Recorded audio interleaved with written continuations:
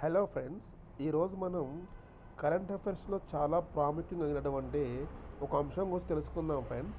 అదేంటంటే VB జీరామ్ G bill 2025 అంటే Viksit Bharat Viksit Bharat G Ramji bill 2025కి ఇటీవలే నరేంద్ర మోడీ ప్రభుత్వం గ్రామీణ ఉపాధి హామీ పథకంలో భాగంగా మహాత్మా గాంధీ జాతీయ గ్రామీణ ఉపాధి హామీ పథకం స్థానంలో విబీజీ రామ్జీ బిల్ను తీసుకొచ్చిందనమాట. అయితే ఈ పథకం యొక్క ముఖ్య ఉద్దేశం ఏంటంటే ఇంతకుముందు మహాత్మా గాంధీ జాతీయ గ్రామీణ ఉపాధి హామీ పథకంలో 100 రోజులు మాత్రమే ప్రజలకు కల్పించేవారు. ఈ పథకం ద్వారా వీళ్ళు ఇప్పుడు 125 రోజులకి విస్తరించారన్నమాట. 100 రోజుల నుంచి 125 రోజులకి విస్తరించారు.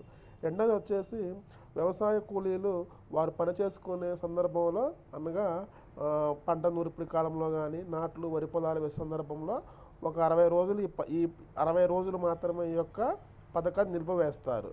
అయితే ఈ పథకం మొత్తం అమలు చేసే బాధ్యత కూడా ఆ గ్రామాల్లో ఉన్నటువంటి గ్రామ పంచాయతీలదే. అయితే ఈ పథకం ముఖ్యంగా 4 అంశాల మీద ప్రాధాన్యత కలిగి ఉందన్నమాట. అవేంటంటే జల సంరక్షణ, గ్రామీణ ప్రాంతాల్లో మౌలిక వసతుల అభివృద్ధి, మూడవది వచ్చేసి జీవనోపాధి కల్పించే వసతులు, నాలుగవది వచ్చేసి ప్రకృతి వైపరీత్యాలు ఎదుర్కొనే పనులు. అయితే వీటి మీద ముఖ్యంగా ఫోకస్ చేస్తూ పని కల్పించడం జరిగింది అన్నమాట. అయితే దీన్ని ఫండింగ్ షేరింగ్ ఎలా ఉంటుందంటే కేంద్ర రాష్ట్రాలు వచ్చేసి 60-40 నిష్పత్తిలో షేర్ చేసుకుంటాయి. అదే కేంద్రపాలిత ప్రాంతాలు అయితే 100% కూడా కేంద్రానిదే బాధ్యత. అదే నార్త్ ఈస్ట్ హిమాలయన్ రాష్ట్రాలు అయితే 90% కేంద్రానికి, 10% రాష్ట్రాలకు సంబంధించి ఫండ్ షేర్ చేసుకుంటాయి అన్నమాట. ఇవి చాలా ఇంపార్టెంట్ ఫ్రెండ్స్, ఎగ్జామ్ పర్పస్లో చాలా బాగా యూజ్ అవుతాయి.